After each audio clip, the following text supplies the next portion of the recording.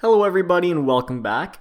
In today's video, we'll be recreating the iconic Piston from Minecraft. But before we start, hit that like and subscribe button so we could finally reach 100 subscribers. Okay, I'm done stalling, let's get into it. This is a pretty simple design, so we're only going to need a few supplies. So let's start with the base, which in this case was a small little box I got from the craft store. And yes, it is also a unicorn box, but it was the only one left. So, not that I like pink unicorns or anything, but anyways, we'll modify it a tad by taking out this inner cardboard lining, which is meant to keep the top in place. Once we do this, we can go ahead and paint the box in a basic gray and brown color, just to get rid of the outer pink color so no one can make fun of us. Basically, now we're going to focus on the top wooden section of the piston. And the way we will achieve this is by creating another layer of popsicle sticks. Now, since the sticks I were using have these annoying little round tips, we're going to have to cut them off and resize the sticks to fit the dimensions of the box. And to do this, we'll bring out the rotary tool and cut them all to size. Once we have multiple cut down to the size, we'll glue them to the box.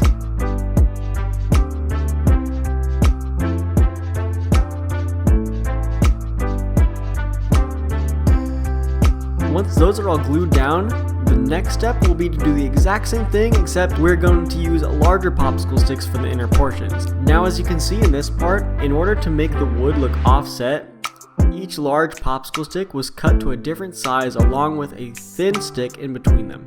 So once those were cut down, they were all glued to the top portion in a random order to make an offset look to the wooden portion. Once we have everything in place, we can begin adding small details and different hues of brown to the creases between each quote-unquote plank of wood. And now that we have the basic wood look complete, we need to do the small metal securing thingies to the corners and to the sides.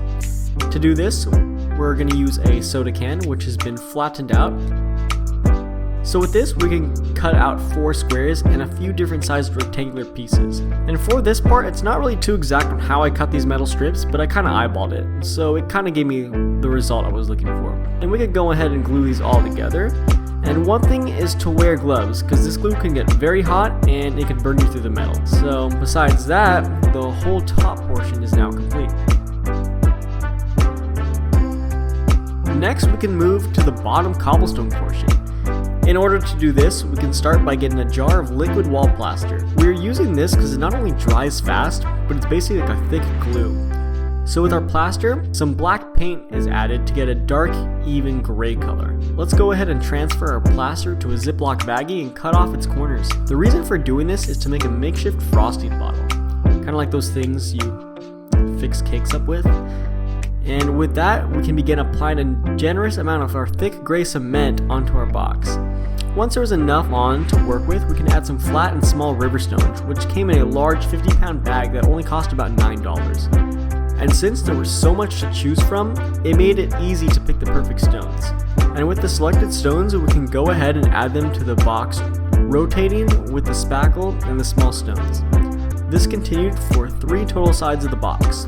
Before we add any stones to the 4th side, we must first cut a small slit into the middle portion of the box. This will allow us to make a contraption to lower and raise the piston.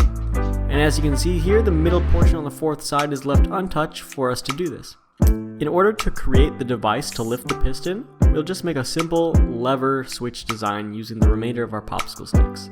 To do this, we can glue a few popsicle sticks into a column shape and add a flat board on the top, as you can see here. Then once the platform we just made is in place, we can add some guides to the top of the box in order to hide the internal workings of the piston.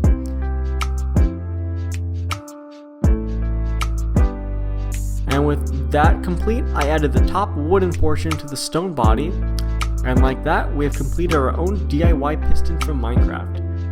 As always, thank you for watching. It means a lot to me that people actually enjoy these videos. And also remember to add your own suggestions, because I love to make what you guys want to see. And of course, always to remember to like, comment, and subscribe, and tell your friends, family, your mom, your mom's mom, your friend's mom about this channel. Let's try to get to 100 subscribers.